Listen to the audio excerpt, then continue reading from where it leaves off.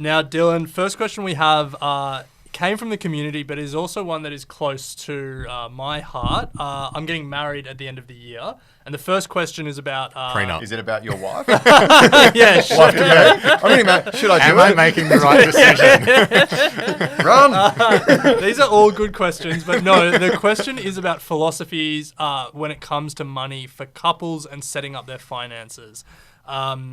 Everything shared, separate accounts, joint accounts, money on the side. What have you seen work? What have you seen not work? And how do you recommend clients set it up? Okay, so what doesn't work is trying to hide stuff from each other. Please don't do that. Everybody in the community, if you're going down the path of wanting to be with the person that you want to be with forever, you're sort of making that decision with we should be making that decision with pretty open arms and open finances as well. Really interestingly, it's a bit of a cop-out answer, but everyone's different and what works for different people. Some people like to have their own wage go into their own account and then have a joint account where they just pay bills, and that might work for 30 years, 40 years of marriage or being together or whatever it might be. And other people just throw everything in all in the same place.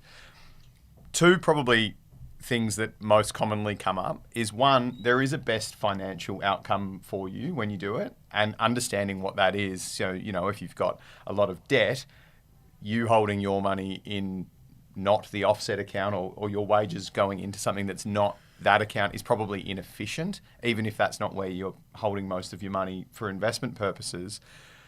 But if you're just sort of holding money on the side for no reason, you're missing out there. The other thing that comes up most of the time is people, when they're first entering that joint financial arrangement, it's a little bit like, oh, should we, shouldn't we? I don't know what I do.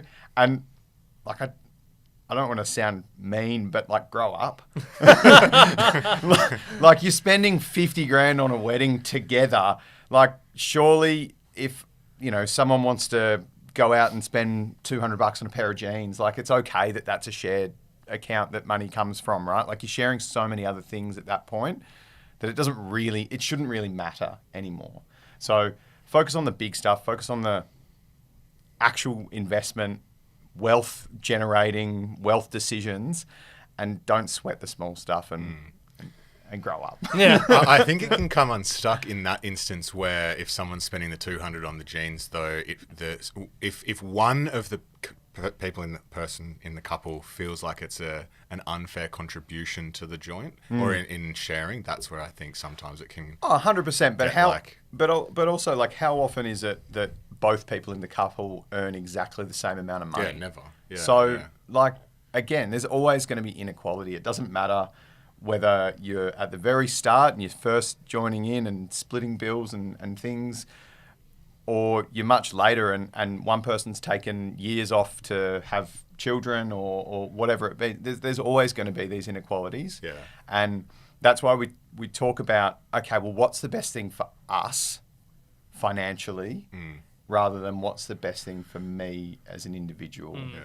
One thing that this is probably going to need personal advice, and I'm probably going to have to come and see you, but where we're at with my wife and I, we share pretty much everything. To your point, it's we're in it together. Why not? Except we've just started on the investment side, because that's something that I feel like we needed proper advice on around tax and structuring and planning later in life. She's going to probably go on maternity leave at some point.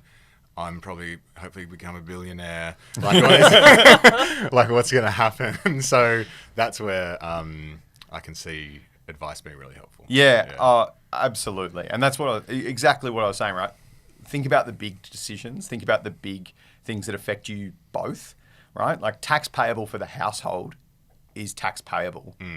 So if you can manage things in a way and set things up in a way that you overall pay a lower amount, your household has more money, and therefore you can go and do more of those little enjoyable treat things without having to worry about it, because you're better off. You've got more money. Equity mind.